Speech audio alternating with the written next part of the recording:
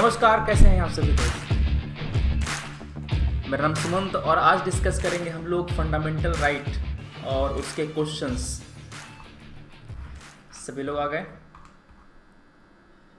अंबेडकर, तेजस्विनी, दैदीप्य, अंकित, मुकेश, भानु, अर्चना, अनुराधा, सोमनाथ, अदिति, साक्षी, कृतिका, सफ़ी, पूनम, रवि, मुस्कान, दीपक, राज, Moni, Divyanshu, tattoo, आशा, निवेदिता,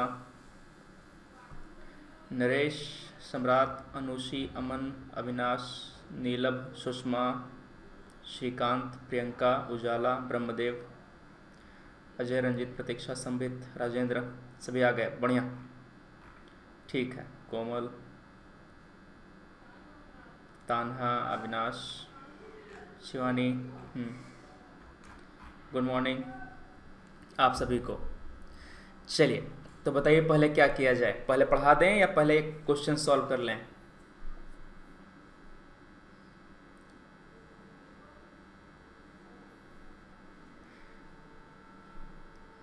ठीक है, तो पहले एक दो क्वेश्चन सॉल्व कर लेते हैं, तब तक लोग आ जाएंगे। उसके बाद हम लोग चीज़ें कंटिन्यू करेंगे आगे, ठीक है ना। आज आर्टिकल 22 से पढ़ाना है ना। आर्टिकल 22 तक हमने कर लिया था, आर्टिकल 21 तक कर लिया था, 22 और उसके बाद करना था। चलो, जो पहला सवाल है वो कहता है, देखो मैंने कहा था कि संविधान होते हैं दो तरह के, एक होता है लिखित, एक होता है अलिखित। कह रहा है इनमें से कौन सी कंट्री के पास जो लिखित संविधान है वो नहीं है, they do not have a written constitution. कौन कौन सी कंट्री का संविधान जो है वो अलिखित है, अनरिटन है? जवाब दे पाएंगे इसका? New Zealand, northern Ireland, Israel, UK. ऐसे होता क्या है, मान लो कि किसी से पूछते हैं कि एक एग्जाम्पल दो ऐसे देश का जहां पर संविधान लिखित है, जहां पर संविधान अलिखित है। तो लिखित वाले में तो फटाफट बोल देते हैं कि हाँ इंडिया है, यूएसए है। अलिखित वाले में यूके आके अटक जाता है, उसके बाद याद नहीं आता कि हाँ कौन कौन से कंट्री में उनके पास संविधान अलिखित है। ठीक है, हाँ बताना जरा क्या आंसर है इसका।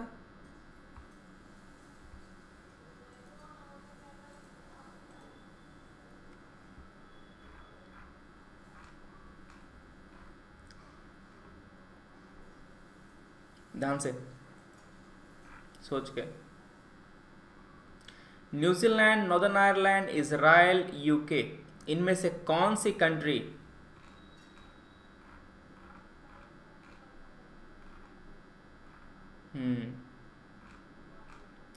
किसको एलिमिनेट कर दिया, किसका संविधान लिखित लग गया?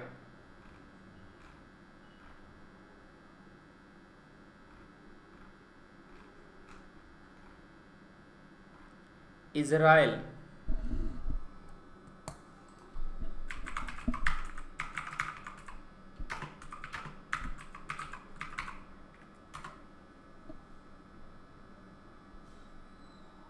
सही आंसर।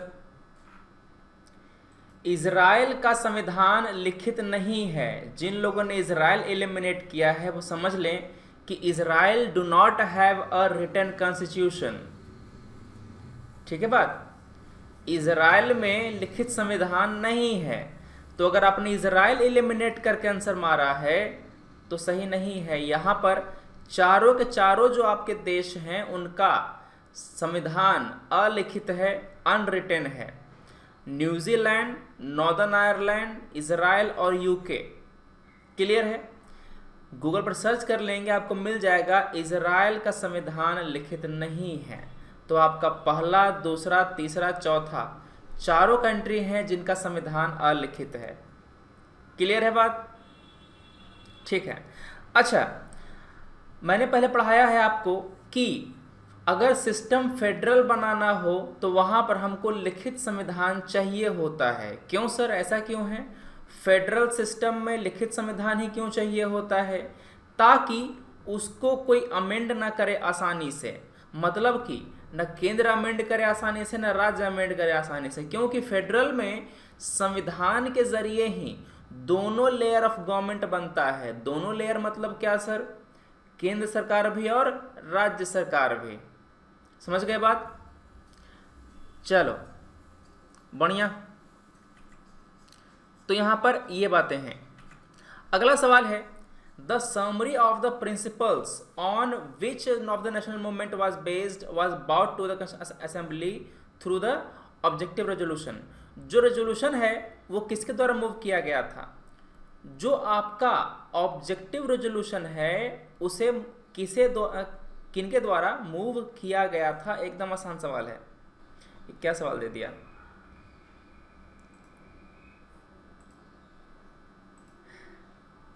दंगा मचा देंगे लोग। ठीक है,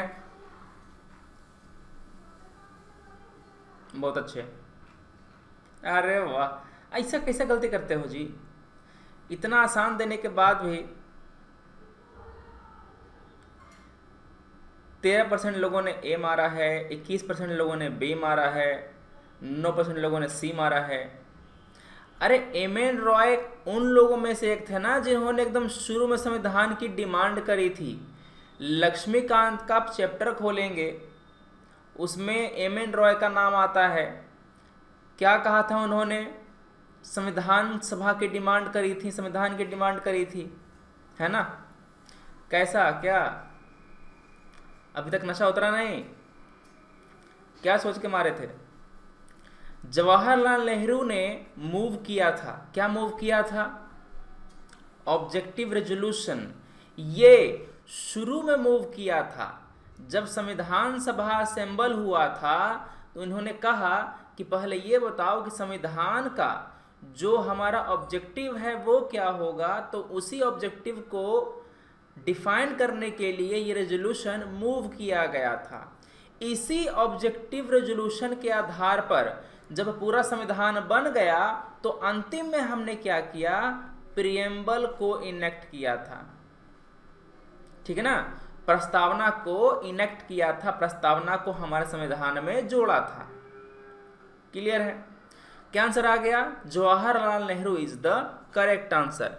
ये मूव किया गया था 1946 में। कब मूव किया था सर? 1946 में। ये जो रेजोल्यूशन है, इन्होंने बेसिक प्रिंसिपल दिए हमारे संविधान सभा को कि तुमको कौन कौन से प्रिंसिपल पर काम करना है, आगे जाना है। क्लियर है? बढ़िया।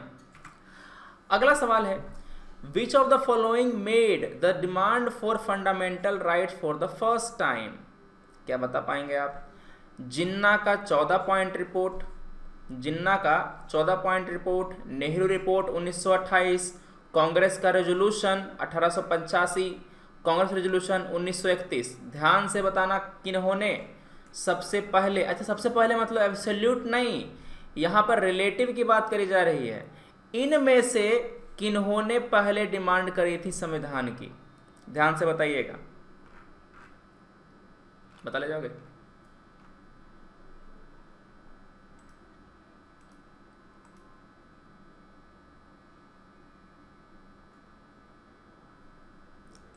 सोच के ध्यान से, क्या आंसर है इसका?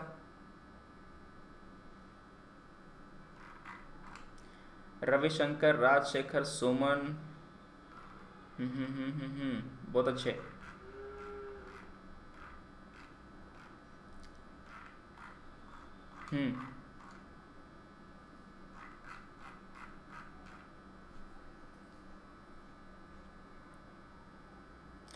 विच of the following made the demand for fundamental right for the first time? संविधान की डिमांड नहीं करी थी, फंडामेंटल राइट की डिमांड करी थी।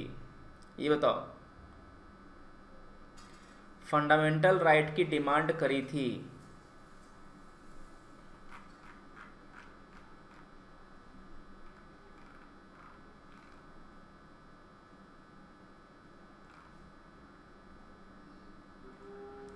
साइमन कमीशन नहीं होगा सर? तो साइमन कमीशन कहाँ है बाबू इसमें ऑप्शन में? ठीक है, रविशंकर, जयदेव, मानसी, रंजीत, साक्षी, सफी, कस्तूरी, सोमनाथ, मुकेश, भानु। बढ़िया, ठीक है। चलिए, तो यहां पर जो नेहरू रिपोर्ट है, कौन नेहरू? पापा नेहरू, मोतीलाल नेहरू। इनके चेयरमैनशिप में ये कमेटी बनी थी। उन कमेटी ने एक रिपोर्ट बनाया था।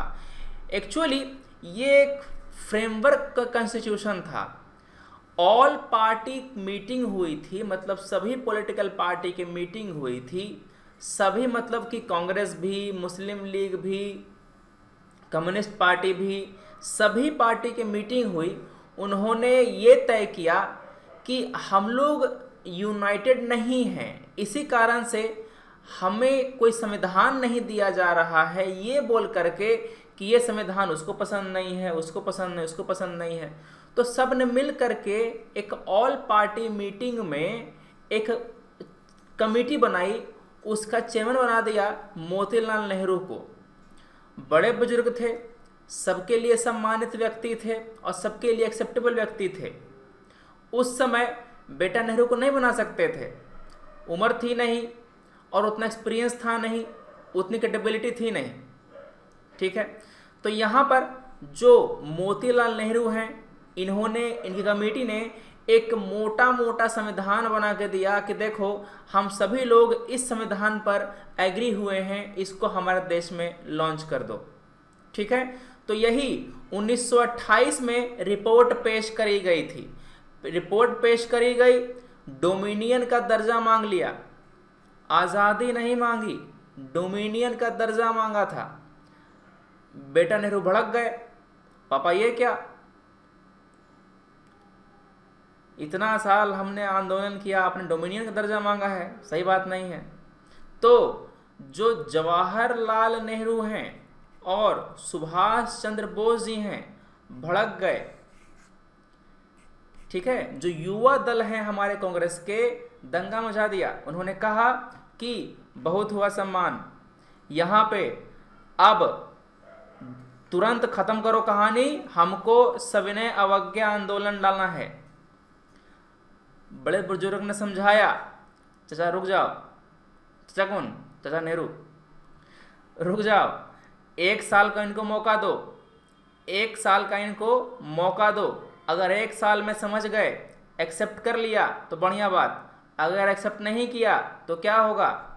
1929 में क्या हुआ था बाबू, 1929 में कांग्रेस का कौन सा सेशन हुआ था, सेशन का नाम बताओ, लाहौर। अरे वाह, ठीक है। तो वही 1 साल का अल्टीमेटम दिया था ब्रिटिश गवर्नमेंट को। इन्हीं दोनों और नौजवानों की प्रेशर में आकर के ब्रिटिश गवर्नमेंट को 1 साल का अल्टीमेटम दिया गया था कि 1 साल में मानना हो मानो, वरना पुनः हम आंदोलन शुरू करेंगे। समझ गए बात। तो वही 1929 में क्या किया गया था, पूर्ण स्वराज था क्या, 1929 में पूर्ण स्वराज था। समझ गए बात। तो कैसे कैसे कहानी आगे बढ़ी, समझ गए। रटना नहीं है सर, यहाँ पे रटना नहीं है, जो कहानी है वो बस याद रखिए। अरे मूवी देखते हुए रहता है कि नहीं रहता है, मूवी का हर एक चीज याद रहता है। अरे आलिया भट्ट ने तो ये ड्रेस पहनी थी, है ना। चलो आ जाओ, क्या आंसर है यहाँ पे, नेहरू रिपोर्ट 1928 का आंसर यहाँ पे बी है, सही बात है यहाँ पे, ठीक है। तो हमारे आंदोलन के दौरान जो लीडर्स हैं, उन्होंने रियलाइज किया कि जो अधिकार हैं काफ़ी इंपॉर्टेंट हैं, ये हमें डिमांड करने चाहिए।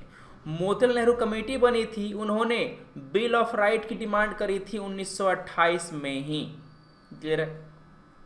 चलो अगला सवाल है, which of the following rights have been provided by the samvidhan to ensure fair trial in court. Court में फेयर ट्रायल के लिए कौन से फंडामेंटल राइट आपको सौंपे गए हैं। No person would be punished for the same offence more than once, हमने कल ही पढ़ाया है। No law shall declare any action as illegal from a back date. No person shall be asked to give evidence against himself और herself. ठीक है, एकदम आसान सवाल है, कोई दिक्कत है यहाँ पे। ज़्यादा दिमाग नहीं लगाना है कि सिविल है कि क्रिमिनल है, ऐसा ऐसा मोटा मोटी पूछा है, मोटा मोटी जवाब दो। क्लियर है बात, बताना आराम से।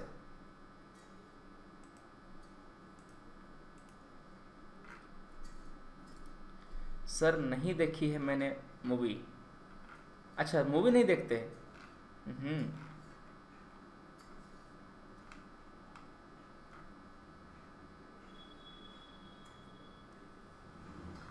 मैंने कल डाउनलोड करी 2 मूवी। एक था फ्रोजन 2 और एक है ऑनवर्ड। दोनों एनिमेशन मूवी हैं, दोनों अच्छी हैं।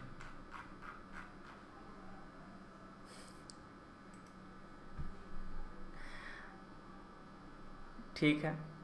रविशंकर, दैदीप्य, राज, रंजीत, कस्तूरी, साक्षी, सोमनाथ, भानु, अंबेडकर, शिवानी, राजशेखर, बहुत अच्छे। ठीक है। हाँ, पॉइंट 2 समझा दीजिए। ज्योति कह रही हैं no law shall declare any action as illegal from a back date. मैंने कल एग्जांपल दिया था आपको, मैंने बताया था अगर चाकू आपने 2010 में मारा है और उस समय चाकू मारना कानून नहीं था, आपको सजा नहीं मिलेगी। मगर सिविल केस को आप रेट्रोस्पेक्टिवली लगा सकते हैं। मगर अभी मैंने कहा आपसे कि आपको इसमें नहीं पढ़ना है कि क्रिमिनल है कि सिविल है। सिंपल सा बात बोला है लॉ, बस लॉ को मतलब कि आप बैक डेट से इलीगल करार नहीं दे सकते किसी एक्शन को, ये जनरल है। स्पेसिफिक में जाएंगे तो क्रिमिनल एंड सिविल होगा। हमने आपको अभी यहाँ पर जाने से मना किया था, क्या था कि नहीं किया था कि मोटा मोटी पूछा है, मोटा मोटी जवाब दो, बस। सही बात है। तो आपका यहाँ पर 1, 2 एंड 3 तीनों सही है। D is the correct answer. कौन सा आर्टिकल है बाबू? आर्टिकल कौन सा है? कौन सा आर्टिकल की बात हो रही है? हैं 21 क्या बात कर रहे हैं? अरे 22 तो पढ़ाएंगे आज 22 कहाँ आए? तो पहले ही पढ़ाया है ना 20। तो बात होती है हमारे आर्टिकल नंबर 21 की। हमने आपको आर्टिकल नंबर 21 कल पूरा पढ़ाया था। 21 ए भी पढ़ा दिया है। अरे टेलीग्राम जाने दो, टेलीग्राम। 22 क्या बोलता है जी? 22 नंबर क्या बोलता है? Protection against arrest and detention. क्या बोलता है? Protection against arrest and detention. Protection against arrest and detention. ठीक है। ये कहता है कि जो नागरिक जो व्यक्ति हैं, यहां नागरिक की बात नहीं करी गई है, जो व्यक्ति हैं जिसको अरेस्ट और डिटेन कर लिया गया है उसको प्रोटेक्शन प्रोवाइड किया जाएगा इस आर्टिकल के द्वारा। ठीक है। डिटेंशन 2 तरह का होता है बाबू। डिटेंशन 2 तरह का होता है। एक होता है प्यूनिटिव, एक होता है प्रिवेंटिव।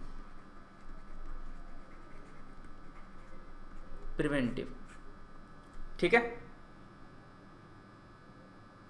बढ़िया। निवेदिता, कल मैंने नहीं डाला आंसर। हाँ, श्वेता है, उन्होंने रोज डाला है आंसर। देखिएगा उसके आंसर। श्वेता के और रसिया के आंसर बहुत अच्छे होते हैं। और अभय के आंसर सीधे धीरे धीरे सही हो रहे हैं। चौधरी अभी आया नहीं होगा। और आशीष भी आया है क्या? बाबू आयो क्लास में, गायब हो। ठीक है। तो यह लड़का गायब है आज। तो यहां पर जो आपका प्यूनिटिव वाला है उसमें करते क्या है? किसी भी व्यक्ति को उसके ऑफेंस के लिए पनिश करने के लिए, टू पनिश। ठीक है। इसमें क्या होता है? आपको कोई काम करने से रोकने के लिए, कोई काम करने से रोकने के लिए, मतलब कि टू प्रिवेंट। हमको पता है कि इसको खुला छोड़ दे तो दंगा मचाएगा। ठीक है।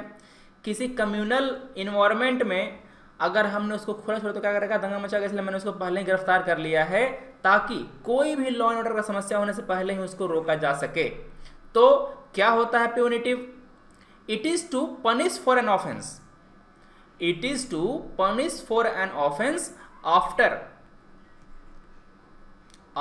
What? Conviction. After trial and conviction.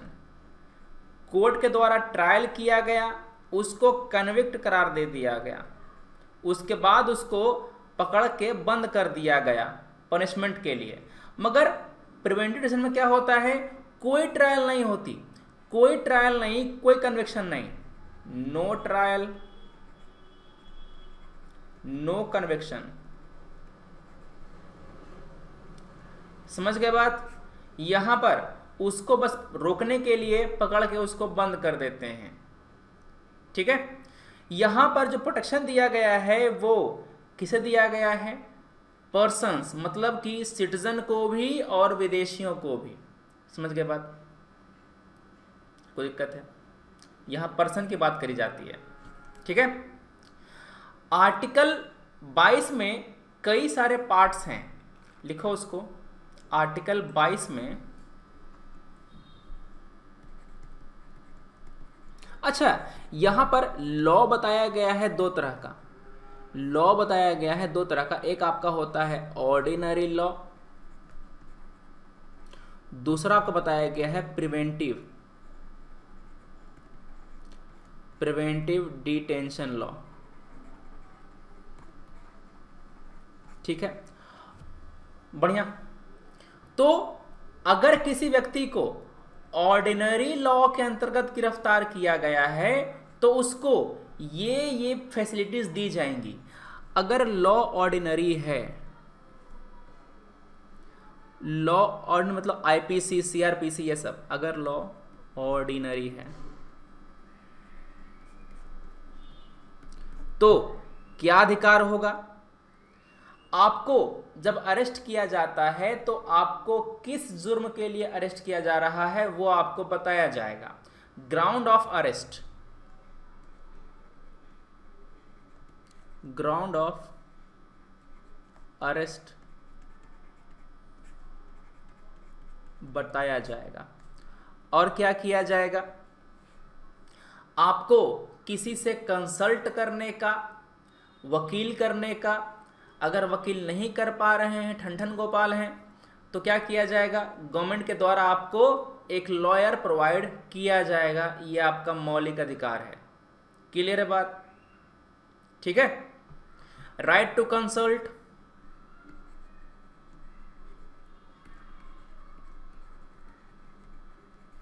Right to consult, right to be defended bye,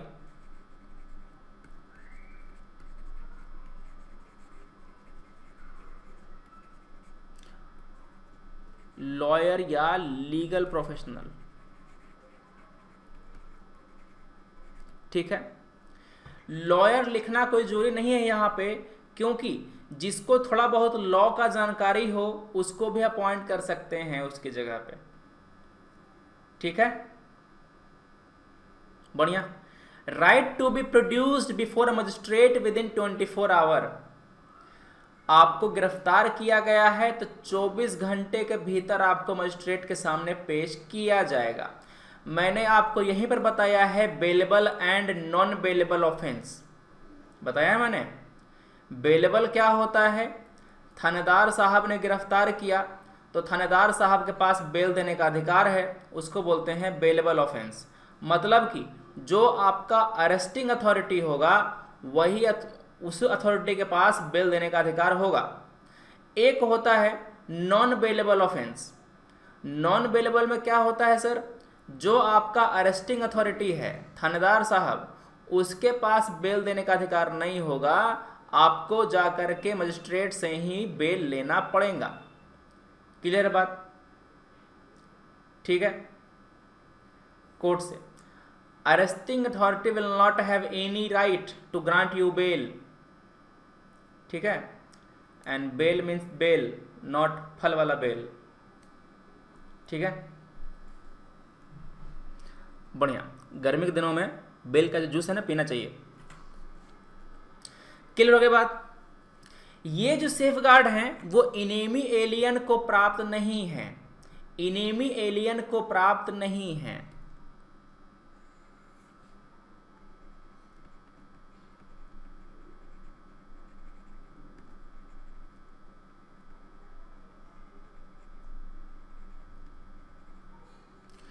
enemy alien क्या होता है? ये वैसा फॉरेन व्यक्ति होता है जिसके साथ हमारा देश युद्ध लड़ रहा हो, वो देश हमारा शत्रु हो। क्लियर है बात? बढ़िया, ठीक है। और क्या है इसमें, किसी व्यक्ति को अगर प्रिवेंटिव डिटेंशन लॉ के अंतर्गत गिरफ्तार किया गया है तब भी उसको नहीं मिलेगा। बढ़िया।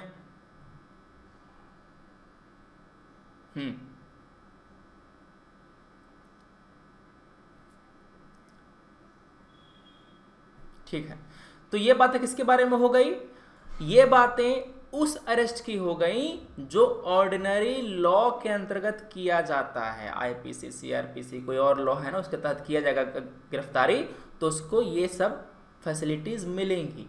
मगर अगर आपको किसी प्रिवेंटिव डिटेंशन लॉ के अंतर्गत गिरफ्तार किया गया है, for example national security act, अगर आपको उस कानून के तहत गिरफ्तार किया गया है तो क्या रहेगा आपको फायदा, ध्यान से देखिएगा। ये था आर्टिकल 22 का पहला पार्ट कि लॉ अगर ऑर्डिनरी हो तो। आर्टिकल 22 का दूसरा पार्ट क्या होगा सर,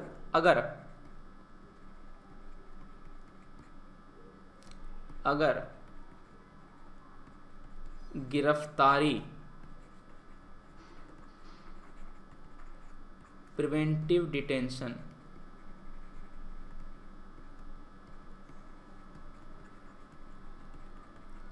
के अंतर्गत हो तो क्या करेंगे, तो क्या फायदा मिलेगा। ठीक है,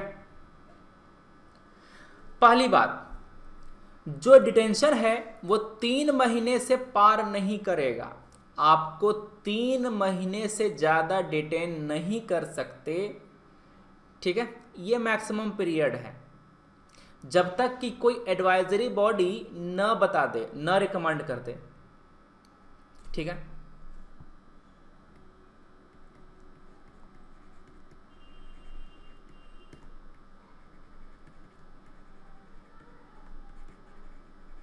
not more than 3 months, not more than 3 months unless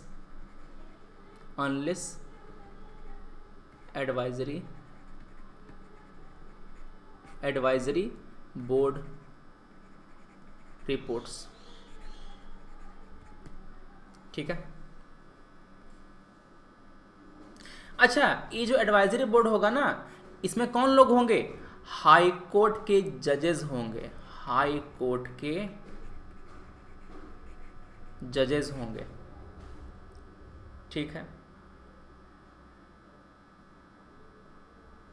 बढ़िया। चलो, दूसरा क्या है, आपको किस जुर्म के लिए डिटेन किया गया है जुर्म बताना पड़ेगा। Ground of detention should be communicated.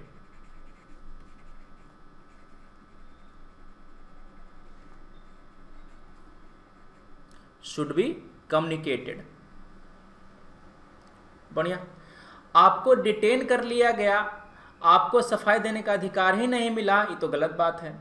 तो जिसको डिटेन किया गया है उसको रिप्रेजेंटेशन का अधिकार होगा, आप अपना दलील दे सकते हैं। ठीक है, तो जो डिटेंशन ऑर्डर है,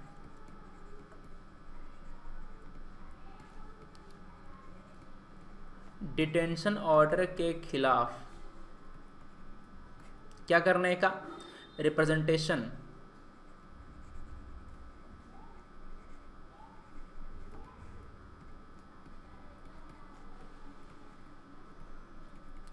अधिकार किसको मिलेगा, जो डिटेन्यू है उसको मिलेगा। ठीक है,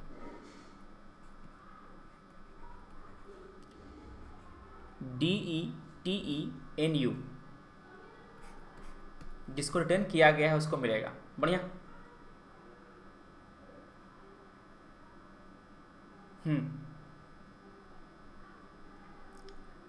एक बात और, आपका जो ये आर्टिकल 22 है, ये अधिकार देता है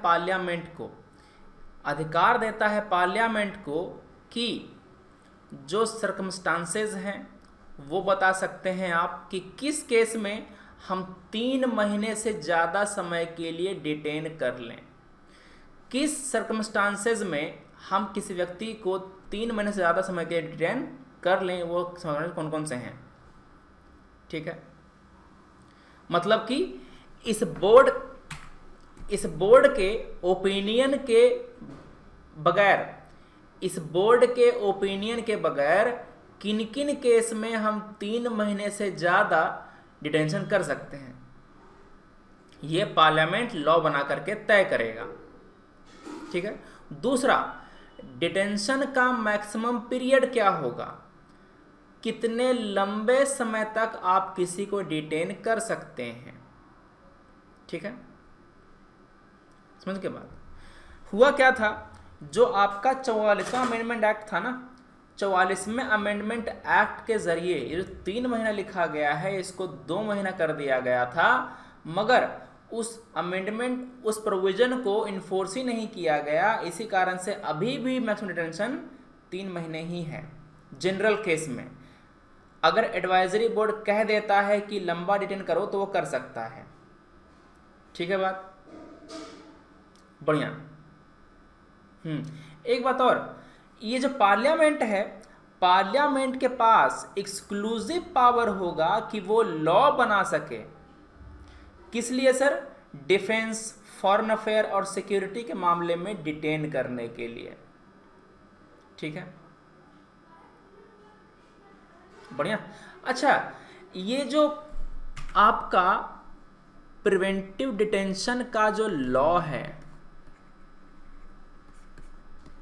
संसद एंड स्टेट लेजिस्लेचर दोनों बना सकता है, याद रखना, दोनों बना सकता है, मगर डिफेंस, फॉरेन अफेयर के मामले के लिए केवल पार्लियामेंट ही बना सकता है। समझ गए?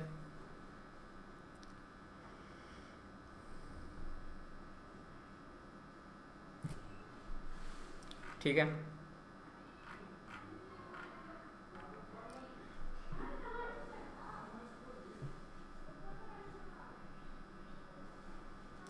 नो ट्रायल नो कन्विक्शन, तो फिर रिप्रेजेंटेशन का मतलब आप उस ऑर्डर के खिलाफ वो कर सकते हैं ना। ट्रायल और कन्विक्शन तो पहले होगा ना। मैंने क्या बताया, प्यूनिटिव और प्रिवेंटिव। प्यूनिटिव में ट्रायल और कन्विक्शन के बाद आपको सजा मिलेगी, मगर प्रिवेंटिव में क्या होता है, ऊपर से ऑर्डर पास हो गया कि इसको पकड़ लो, उसको पकड़ लिया जाएगा आपको, बस।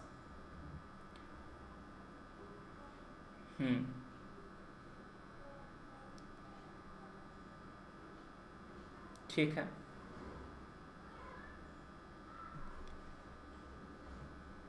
Ravishankar, see my question please. Habeas corpus writ जारी हो सकती है इसके अगेंस्ट में। मान लो किसी को डिटेन कर लिया गया है, ठीक है, तो क्या आप कोर्ट, मान लो कि मेरे किसी परिचित को, मेरे किसी दोस्त को सरकार ने डिटेन कर लिया है, तो क्या मैं कोर्ट जा सकता हूं हबियस कॉर्पस का रिट फाइल करने कि मेरे दोस्त का फंडामेंटल राइट वायलेट हो रहा है? कर सकते हैं क्या? ठीक है, अब उसके बाद फिर मैं फाइल तो कर ही सकता हूं, फाइल करने में क्या दिक्कत है? मैं फाइल तो कर ही सकता हूं ना रिट। अब उसको छोड़ेगा कि नहीं छोड़ेगा ये तो कोर्ट पे डिपेंड करता है। छोड़ा नहीं, ये तो कोर्ट पे डिपेंड करता है ना कि छोड़ना है कि नहीं छोड़ना है उसको। समझ गए बात? सर पीडी मीन्स क्या बताया? Preventive detention.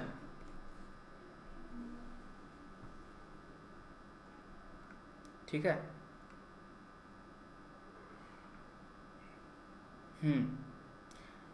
इंटरनेशनल रिलेशन में पढ़ाते हैं क्या सर? हाँ, वो वाले करंट वाले क्लास में। आईआर पढ़ाते हैं करंट वाले क्लास में। जो भी टॉपिक हो करंट के, चाहे वो अंतर्राष्ट्रीय संबंध के हों, चाहे वो इकोनॉमी के हों, वो सब पढ़ाते हैं करंट वाले क्लास में। ठीक है, तो अब क्या करना है, इसमें कौन कौन से लॉ डिटेंशन वाले हैं वो यहाँ पर इसको लिखने हैं, लिखना। हाँ, आपने एक बताया पोटा, पोटा को रिपील किया जा चुका है यार, पोटा नहीं है अब। कौन कौन सा है? सर आपने बताया कि के खिलाफ रिप्रेजेंटेशन होती है, जिसको क्या कहते हैं वो कर सकता है ना, खेल उसके खिलाफ अपनी बातें कह सकता है। ठीक है, यूएपीए है आपका, जो है सिक्योरिटी एक्ट है वो है। ठीक है, चलो कौन कौन से लॉ हैं। जब आपका नेशनल सिक्योरिटी एक्ट मैंने पढ़ाया था एमसीक्यू के जरिए, याद है पहले पढ़ाया था, नेशनल सिक्योरिटी एक्ट 1980 वाला मैंने पढ़ाया था एमसीक्यूज के जरिए। तो उस स्लाइड में मैंने बताया था आपको बाकी लॉज भी कौन कौन सा है। एक आपका यूएपीए है, unlawful activities prevention act, unlawful activities prevention act, इसको लास्ट ईयर ही अमेंड किया गया है। क्यों अमेंड किया गया था सर?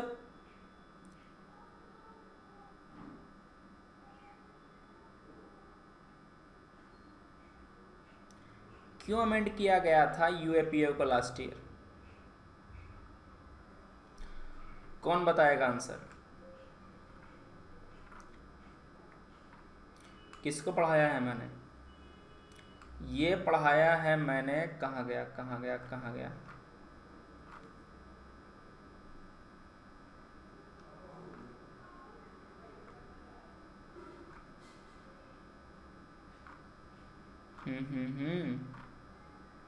ये पढ़ाया है मैंने प्लस वाली क्लास में। ठीक है, कमेंट से ही गायब हो गया देखो। तो यहां पे मैंने बताया था आपको कि पहले हमें किसी पार्टी, हमें किसी केवल ग्रुप को टेररिस्ट डिक्लेयर करने का पावर था। हम डिमांड कर रहे थे किसी खास व्यक्ति को टेररिस्ट डिक्लेयर करने की, और हमने खुद डिक्लेयर नहीं किया था उसको। तो ये तो गंदी बात है, आपने खुद उसको डिक्लेयर नहीं किया है आतंकवादी, और बाकी लोग कह रहे हैं कि डिक्लेयर करो ना। तो किसी इंडिविजुअल को डिक्लेयर करने के लिए इसको अमेंड किया गया था यूएपीए को। ठीक है, बिल्कुल सही सफी, अरे वाह शानदार। हाँ रविशंकर बहुत अच्छे। दैदीप्य,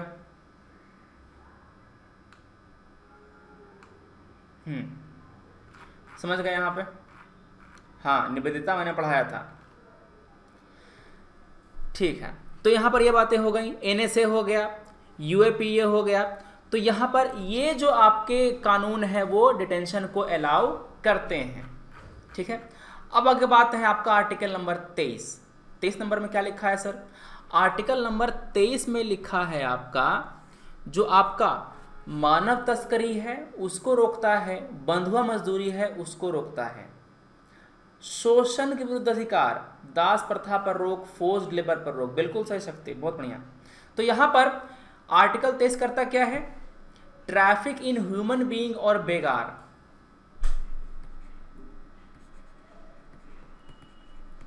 prohibits begar and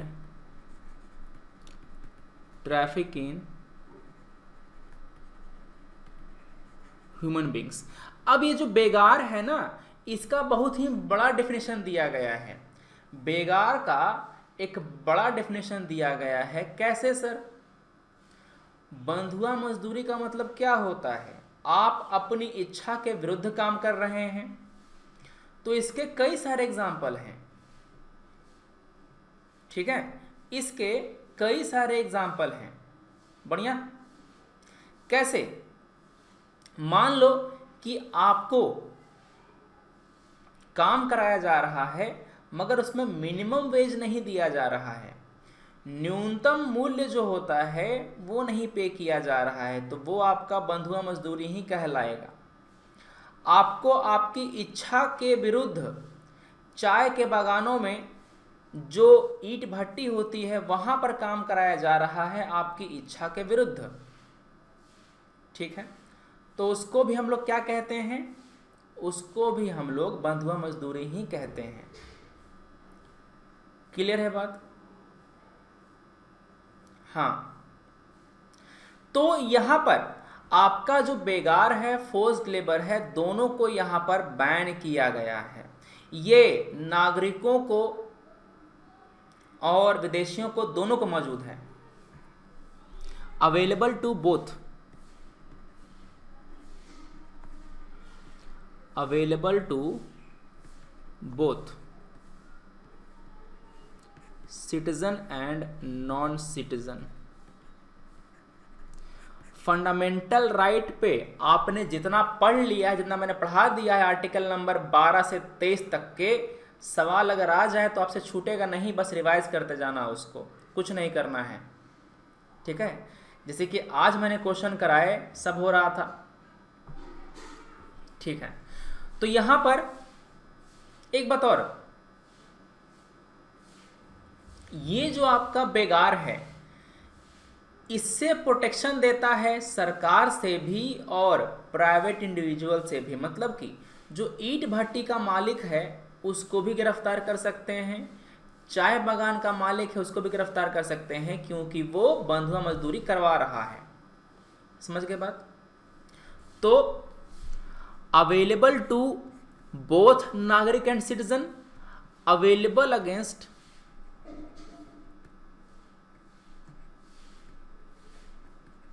both state and private.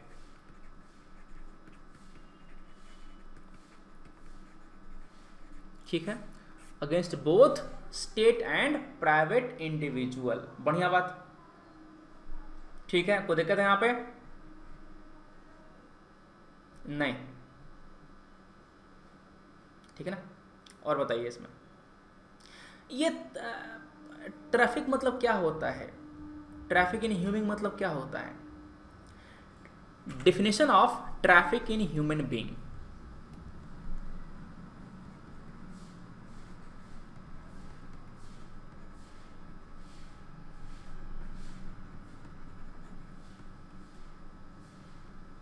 बताना।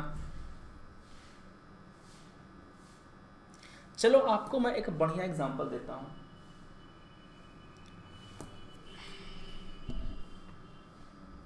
एक मेम था, अच्छा जाने दो, कल दिखा देंगे। एक मेम था, मेम समझते हो क्या होता है? एक मेम में ऐसा अमेज़ॉन पे रहता है ना कि कोई ड्रेस होती है फीमेल की, तो उसको एक मॉडल पहनी हुई होती है। ठीक है, तो मॉडल ने वो ड्रेस पहनी हुई थी, उस ड्रेस का दाम था 590 रुपया। अब अमेज़ॉन पे आप उस प्रोडक्ट के बारे में कुछ क्वेश्चन भी पूछ सकते हैं। तो उसमें एक व्यक्ति ने क्वेश्चन पूछा था कि जो प्रोडक्ट मतलब कि जो आएगा वो कपड़ा और महिला दोनों आएगी ना, केवल कपड़ा क्या? तो सेलर ने जवाब दिया था कि it is very hard to pack a woman in a cardboard, that's why we will not be able to. ये जोक है, ये ऐसा नहीं कि सर ऐसा कह रहे थे, मैं बता रहा हूं। तो ये एग्जाम्पल है मानव तस्करी का। अगर उस महिला को कार्डबोर्ड में सचमुच में पैक करके भेज देते, ठीक है, तो यहां पे उसको मानव तस्करी कही जाती। समझ गए बात? ये अप्लाई कर सकते हैं पुरुषों पर भी, महिलाओं पर ही नहीं। आपने देखा होगा जीन्स का, टी शर्ट का जो होता है वो देखते हैं ना कि वहां पर एक लड़का रहता है पहने हुए मॉडल, लड़की कर दे कोई कमेंट, है ना, कि ये जो टी शर्ट है भैया, टी शर्ट के साथ हीरो भी आएगा क्या? हीरो भी आएगा टी शर्ट के साथ? फिर वही जवाब, लड़का को कार्डबोर्ड में कैसे भरेंगे? फाड़ के भाग जाएगा। ठीक है ना? तो यहां पर ये एग्जांपल है कि ह्यूमन मतलब बीइंग को की जो ट्रैफिक है, तस्करी है उसका। ठीक है, तो यहां पर सेलिंग, बाइंग, अच्छा यहां पर सेलिंग और बाइंग हो रही है कपड़े की, उसकी नहीं। ठीक है ना? जैसे कि आप जब कोई चीज़, कोई सामान खरीदते हैं, जैसे कि कुछ मंगाया, फ़ोन मंगाया, तो फ़ोन के साथ उसके साथ वो भी तो आया, स्क्रीन गार्ड और कवर, वही है। ठीक है ना? हाँ, एक बात और, अभी कोरोना के समय में जो ह्यूमन ऑर्गन है इसकी धांधली खूब चल रही है। इसमें होता क्या है, हाँ, डिलीवरी बॉय आएगा, उसको रख लेना अपने पास। क्या तुम सजेशन दे रहे हो? अरे हाँ, तो यहाँ पर जो ह्यूमन ऑर्गन है ना, उस कोरोना वाले केस में जैसे कि कह देते हैं कि कोरोना पेशेंट है, अब कोरोना पेशेंट है, कोई छुएगा नहीं उसको, कोई कुछ देखने आएगा नहीं उसको, सब दूर दूर रहेंगे और उसके जो बॉडी पार्ट्स होते हैं सब निकाल करके सब बेच देते हैं। ठीक है, तो ध्यान रखना है। क्या होता है? Selling and buying of main and women, buying like goods. ठीक है, दूसरा क्या होता है यहां पे? जो आपके प्रोस्टिट्यूशन होता है, प्रोस्टिट्यूशन के लिए ट्रैफिकिंग। तीसरा क्या होता है? मंदिर में देवदासी होती हैं। ये क्या होता है? कई बार जो परिवारजन होते हैं वो अपने घर की बच्चियों की शादी मंदिर के जो देवता होते हैं उनसे करवा देते हैं। साउथ में ज़्यादा होता है, ये साउथ इंडिया में ज़्यादा होता है। बच्ची की शादी मंदिर के देवता से करा दी और जो बच्ची है वो आजीवन उस मंदिर में सेवा करती रहेगी। इसको बोलते हैं देवदासी सिस्टम। ये इलीगल है। लॉ पास करके इसको इलीगल करार दे दिया गया है, मगर चूंकि ये धर्म का मुद्दा है, सरकार इस लॉ को इन्फोर्स करने से कतराती है। ठीक है, लॉ को इन्फोर्स करने से कतराती है क्योंकि कई सारे लोग ये नारा लगाने लग जाएंगे कि ये तो हिंदू धर्म के खिलाफ है, तुम हिंदू धर्म को दबाना चाहते हो लॉ पास करके, ये सब वो सब। होता क्या है कि जिन बालिकाओं को देवदासी के रूप में मंदिर में ढकेला जाता है उनका होता है शारीरिक शोषण। ठीक है, तो इसी कारण से ये इनह्यूमन है, ये किसी भी तरह से हमारे देश का जो सभ्यता है उसके खिलाफ है। कल्चर का नाम पर क्या कर रहे हैं? ठीक है, तो सरकार को चाहिए कि लॉ को इन्फोर्स करे अच्छे से। कई सारे लॉ हैं जी। हाथी को मंदिर में रखते हैं, साउथ में देखा होगा ना आपने, जुलूस निकलता है, हाथी के पैर में वो बंधे हुए होते हैं बड़े बड़े सीकड़, है ना। तो पीटा वाले को हम लोग इतना गरियाते हैं कि चिकन खाने नहीं दे रहा, मछली खाने नहीं दे रहा। पता है पीटा क्या होता है? पीटा वाले जो है ना वो जानवरों का मतलब उसके हैं, उसके लिए एक एनजीओ है।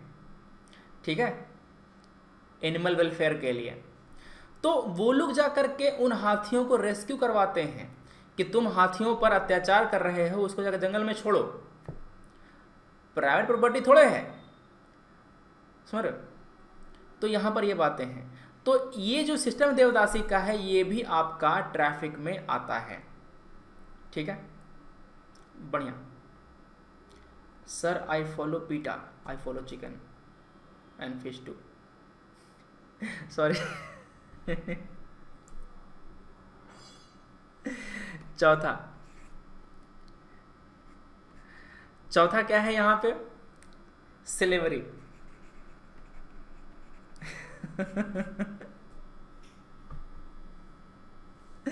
तो यहाँ पे ये चारों बातें क्या कहलाएंगी? ह्यूमन बीइंग में ट्रैफिकिंग कहलाएंगी। बढ़िया, ठीक है। क्या कह रहे हो? सेकंड पॉइंट क्या है? प्रोस्टिट्यूशन, उसके लिए ट्रैफिकिंग।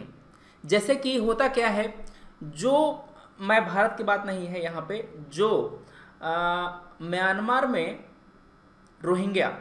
रोहिंग्या जो महिलाएं हैं वो जब जाती हैं म्यांमार छोड़ करके इंडोनेशिया में चाहे बांग्लादेश में, तो उनको पकड़ ट्रैफिकिंग किया जाता है इन सब कामों के लिए। उइघुर तो खैर उनको तो बंद कर दिया है चाइना ने वहाँ पे। ठीक है, बढ़िया। धर्म भ्रष्ट। और जो बलि देते हो वो क्या है? ये जो नवरात्रि के जो होता ना दशहरे में अंतिम दिन जो बलि देते हो जा करके काट के बकरे को, वो क्या है? धर्म नहीं है तुम्हारा, है? इसे ढोंग कहते हैं, है ना। तुम करो तो रासलीला है। जब बलि देते हो वो भी तो गंदी बात है कि नहीं? बढ़िया। अच्छा, ये जो जैन होते हैं, जैन मास्क क्यों पहनते रहते हैं? खैर कोरोना है तो ठीक बात है, मगर कोरोना के पहले से वो तैयार थे। कोरोना के पहले से ही वो मास्क पहना करते थे। क्यों सर, ऐसा क्यों?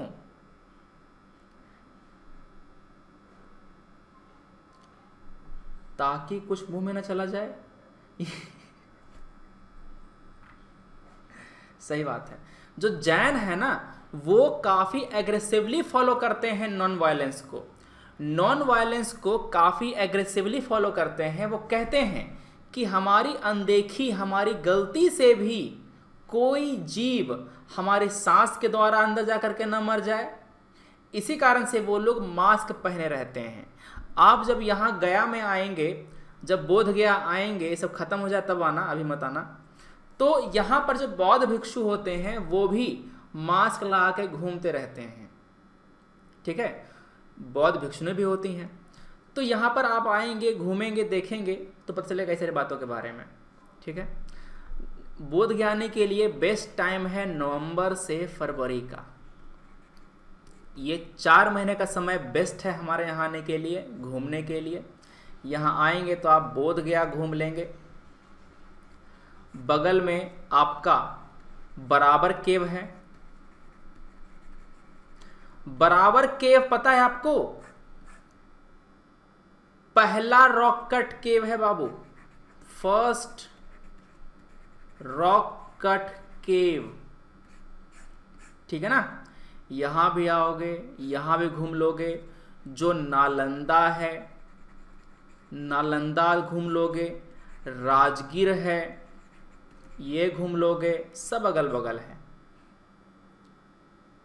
ठीक है, तो बढ़िया। हाँ ठीक है, हो गई बात ये वाली।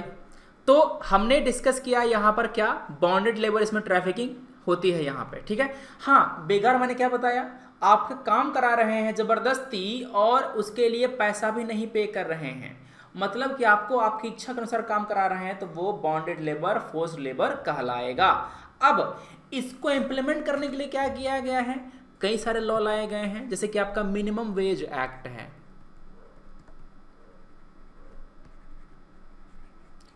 मिनिमम वेज एक्ट है, इसको लाया गया है। कॉन्ट्रैक्ट लेबर एक्ट है, कॉन्ट्रैक्ट लेबर एक्ट है, इसको लाया गया है। फिर एक इक्वल रेम्युनरेशन एक्ट है, पुरुषों को महिलाओं को समान वेतन मिले। REMUNERATI remuneration act, remuneration act. ठीक है, जेंडर बजटिंग तो दूसरा है। हजारीबाग में रहते हो, बढ़िया है। ठीक है, गया के आप इस तरफ जाएंगे तो यहाँ गया से आपका पड़ेगा कोडरमा, फिर पड़ेगा धनबाद, फिर आगे। ठीक है ना। और गया के आप इस समय तो क्या मिलेगा आपको, गया के इधर मिलेगा आपको मुगल सराय, इलाहाबाद, आगे आपको पड़ेगा कानपुर, फिर दिल्ली। ठीक है, गया जो है ना, ये ग्रांड कार्ड लाइन का जंक्शन है। गया जो है वो ग्रांड कार्ड लाइन जंक्शन, मतलब कि यहाँ पर चारों तरफ से, चारों दिशाएं से गाड़ियाँ खुलती हैं, आती हैं, जाती हैं, तो कोई दिक्कत नहीं है। ज़्यादा समय मतलब ज़्यादा कम, मतलब कम समय तो क्या करेंगे, यहाँ पर गया में एयरपोर्ट भी है। ठीक है, वो भी इंटरनेशनल एयरपोर्ट, बिहार में नहीं है इंटरनेशनल एयरपोर्ट। पटना वाला डोमेस्टिक एयरपोर्ट है, गया वाला इंटरनेशनल एयरपोर्ट है, आपके लिए बनवाया। ठीक है, चलो ये बातें हो गई। एक बात और, सरकार को हमने कुछ अधिकार दिए हैं। सरकार आप पे कुछ कंपलसरी सर्विसेज लगा सकता है। सरकार कैन इम्पोज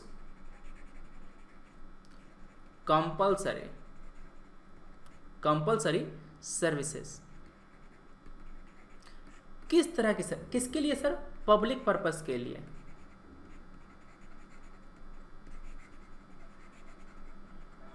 पब्लिक पर्पस के लिए। ठीक है,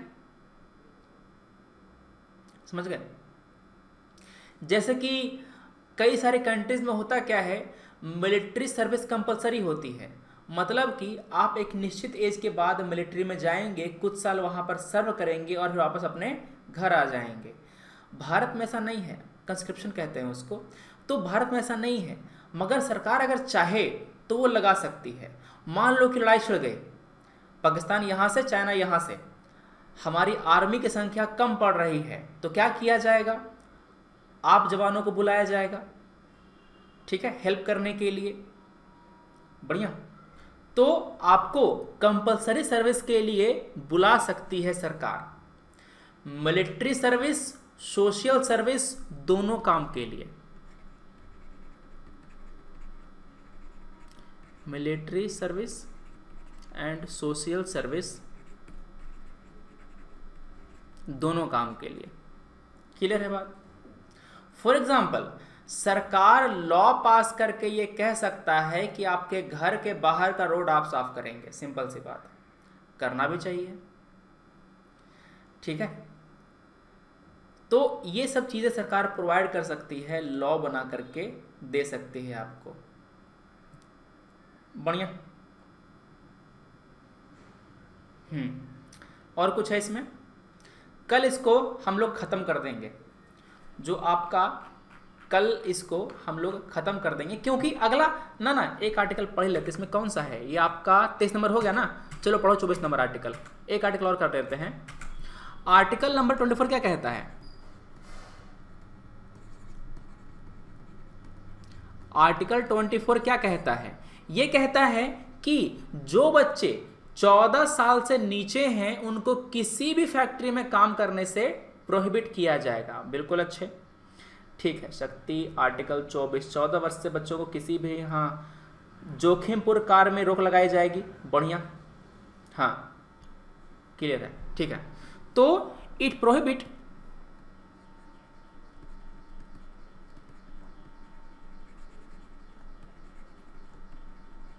एम्प्लॉयमेंट ऑफ, अच्छा, जो आपका अभी एक कानून पास हुआ था चाइल्ड लेबर वाला, उसमें 14 साल से ऊपर के बच्चों को काम करने अलाउ किया गया है, वो भी इंडियन मिनिस्ट्री में या फिर और किसी अपने फैमिली वर्क में, वो किसी कारखाने में काम नहीं करेंगे, ठीक है। जैसे कि child labour prohibition and regulation act, इसको पर लिख लो। Prohibit employment of children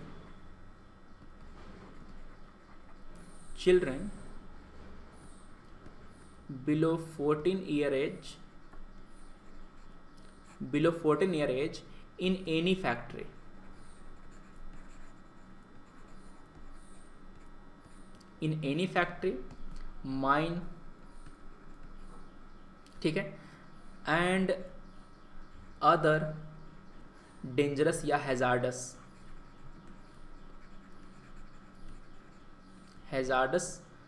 activities,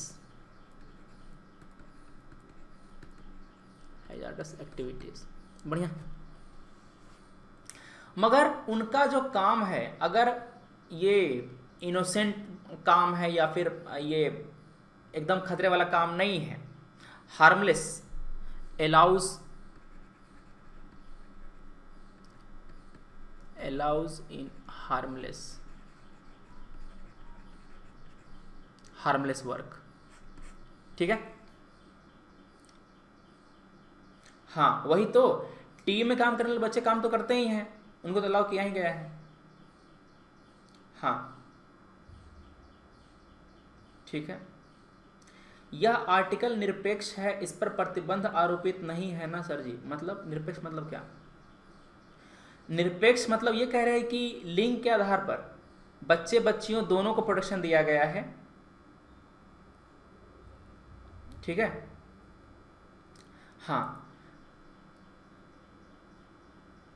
तो ढाबे पे उस सब पर तो रोक लगाया गया है। अच्छा देखो, ये आर्टिकल थोड़ा सा अलाउ करता है, ये हार्मलेस वर्क में अलाउ करता है, मगर सरकार ने पास किया है कानून, सरकार ने एक कानून पास किया है, ठीक है। कौन सा कानून है सर? चाइल्ड लेबर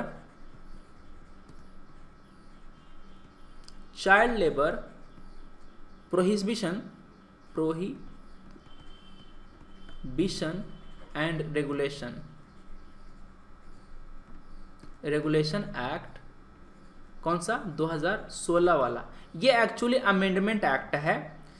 तो इसमें क्या कहा गया है कि जो बच्चे हैं उसको एकदम प्रोहिबिट किया गया है, और जो बच्चे बड़े होंगे उनको स्कूल वाले समय में नहीं काम कराया जाएगा, मगर वो फैमिली वाले काम में काम कर सकते हैं। हाँ, यही वाला ये अमेंडमेंट एक्ट है, ये अमेंडमेंट एक्ट है, ठीक है। तो यहां पर ये बातें हो गई। कल हम लोग जो आपका बाकी आर्टिकल बच गया 25, 26, 27, 28, ये चारों हो जाएगा तुरंत 25, 26, 27, 28 ये तुरंत हो जाएगा। बच जाएगा आपका आर्टिकल नंबर ये 30, 31 ये सब कल खत्म हो जाएगा। कल 2 क्लास ले लेंगे, ठीक है। हाँ, कल सैटरडे संडे है ना, तो कल प्लस वाली क्लास नहीं होती, तो कल और परसों 2 क्लास ले लेंगे। आज चाय नसीब नहीं हुई है, आज आंधी नहीं आई ठीक है। तो कल क्लास एक 9 बजे से होगा, एक क्लास 10 बजे से होगी, और आज करंट वाली क्लास नहीं होगी 12 बजे वाली। आज शाम को साइंस एंड टेक की क्लास उसमें आइएगा, साइंस एंड टेक की क्लास आज शाम को उसमें आ जाइएगा, ठीक है। और आपको जो टारगेट दिया गया है उसको फॉलो कीजिए, ध्यान सुनिएगा। आपको जो मैंने टारगेट दिया है उसमें मैंने क्लास 11th की जो फाइन आर्ट्स की एनसीईआरटी है उसको मैंने दिया है आज टारगेट। तो चैप्टर नंबर 1 में आपको पढ़ना है भीमबेटका के बारे में, जो लखुदियार है उसके बारे में। लखुदियार कहाँ पर है? उत्तराखंड। भीमबेटका कहाँ पर है? विंध्या, एमपी, वहाँ पे, ठीक है ना। इसके बारे में पढ़ना।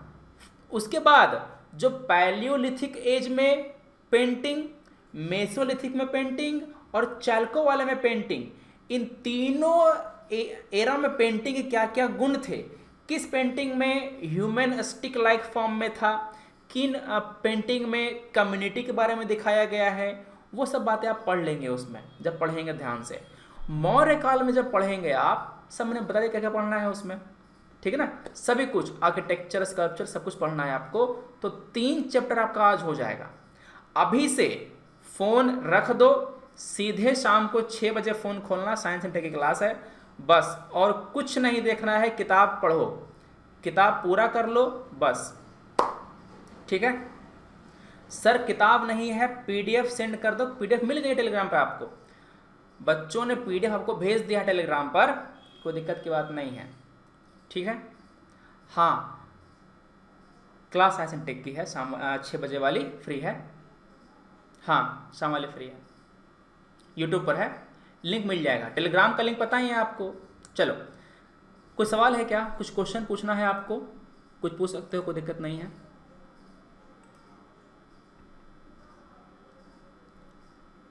ये मैंने बता दिया है। ट्रायल कन्विक्शन पहले होता है, उसके बाद करते हैं डिटेन। ये काम पहले हो चुका है, आप रिप्रेजेंटेशन पहले दे चुके हैं, आप केस फाइट कर चुके हैं, आप हार गए इसलिए तो आप डिटेन किया जा रहा है। अंबेडकर ने, अरे यार तुम कहां से कैसे बनाते हो ऐसे समोसे? देखो जरा भी तेल नहीं है, इतना बेहतरीन समोसा, चटनी भी है हरी वाली।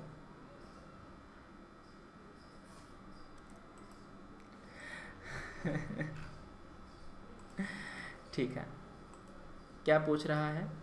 इन्वायरमेंट पे क्लास ले लीजिए सर, प्री में हेल्प हो जाएगी। पहले पॉलिटी तो खत्म कर दें, पॉलिटी में जो मेन टॉपिक है ना उसको खत्म कर देंगे अभी। सर तमिलनाडु की बुक चलेगी ना? अगर आपने ये किताब पहले पढ़ी है तो उसको भी पढ़िए।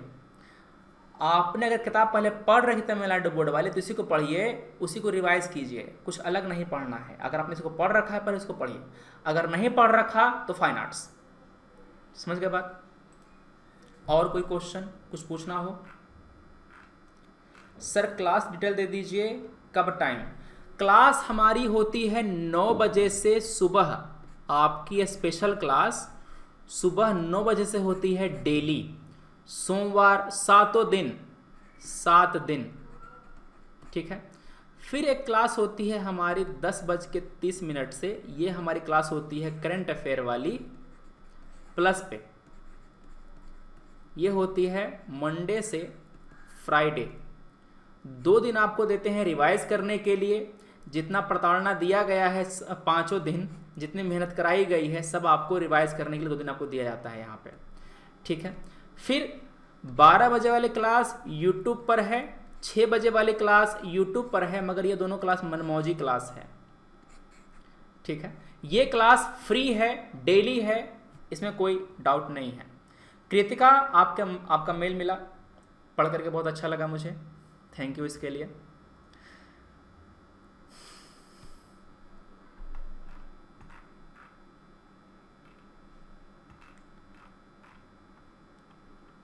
मगर कभी कभी ऐसे मेल आते हैं कि मैं क्या जवाब दूं। इतनी अच्छी बातें लिख देते हैं आप हमारे बारे में, लगता है कि हम उस लायक हैं भी या नहीं।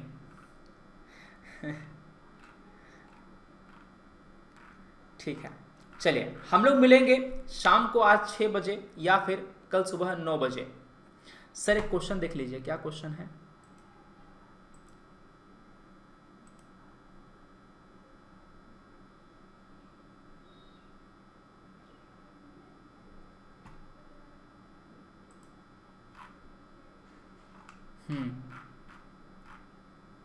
ये हाँ बढ़िया है। ये एक्चुअली ओल्ड एनसीईआरटी ही है। ये जो किताब देख रहे हैं आप, ये एक्चुअली ओल्ड एनसीईआरटी है, क्लास 11th वाली। चूंकि ये वाला अब पढ़ाना बंद हो गया स्कूल में, तो बिपिन चंद्रा जी ने क्या किया था, अपनी किताब को एक प्राइवेट पब्लिशर को दे दिया पब्लिश करने के लिए। ये ओल्ड एनसीईआरटी ही है, समझ गए बात? ठीक है, बढ़िया। चलिए, अभी जो लोग जुड़ रहे हैं हमसे, कल सुबह क्लास 9 बजे से है, कल सुबह क्लास में आइएगा। अभी क्लास हम लोग खत्म कर रहे हैं इसको, ठीक है। दयाराम, विष्णु, राहुल, इमराना, सोनाली, नीलेश, दीपिका, कमाल, नजीम, रूबी, आप सभी को कल सुबह 9 बजे आना है, ठीक है। हम लोग पढ़ेंगे फंडामेंटल राइट। चलो सबरीमाला पढ़ लेंगे उसको। हाँ, मिलते हैं कल सुबह। Thanks for watching, take care, जय हिंद।